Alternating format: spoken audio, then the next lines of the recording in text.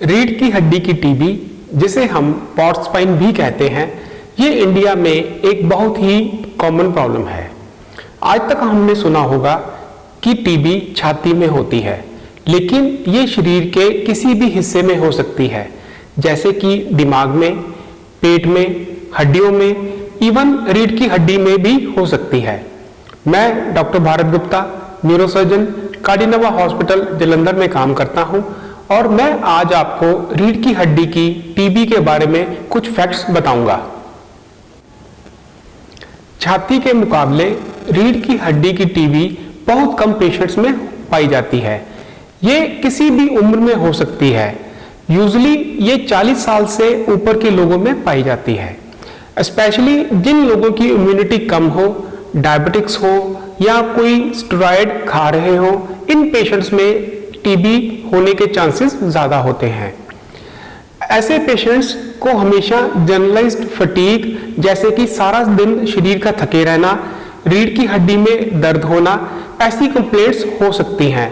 बहुत कम लोगों में पाया जाता है कि उनका वेट पहले से ज़्यादा कम हो रहा है, और ये कभी भी ज़रूरी नहीं है कि छाती की टीबी होने के बाद ही रीढ़ की हड्डी की टीबी हो सकती है।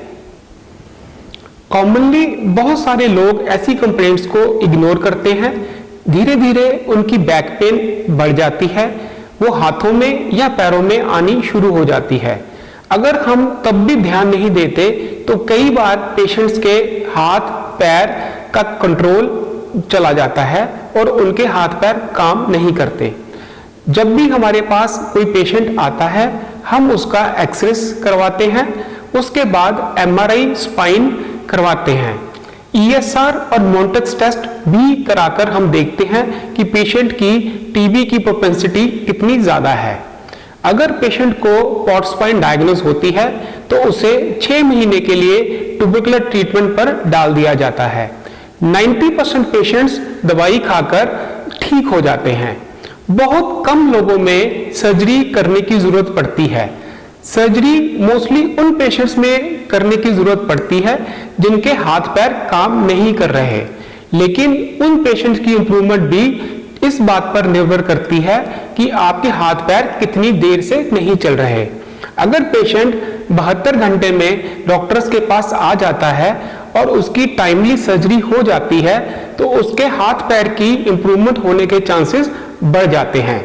सर्जरी के बाद भी उसे टीबी की दवाई का पूरा कोर्स बिना नागा किए पूरा करना पड़ता है और रेगुलरली उसे ओपीडी में अपने ब्लड टेस्ट और न्यूरोलॉजिकल एग्जामिनेशन के साथ बार बार चेक कराना पड़ता है। मैं सबसे यही कहना चाहूँगा कि अपनी कोई भी कंप्लेंट, जैसे निरंतर लो बैक है, उसे इग्नोर नहीं करना चाहिए और एक एक्सपर्ट डॉक्टर के पास जाकर अपनी हर तरह की जांच डॉक्टर के कहने के अनुसार जरूर करनी चाहिए। धन्यवाद।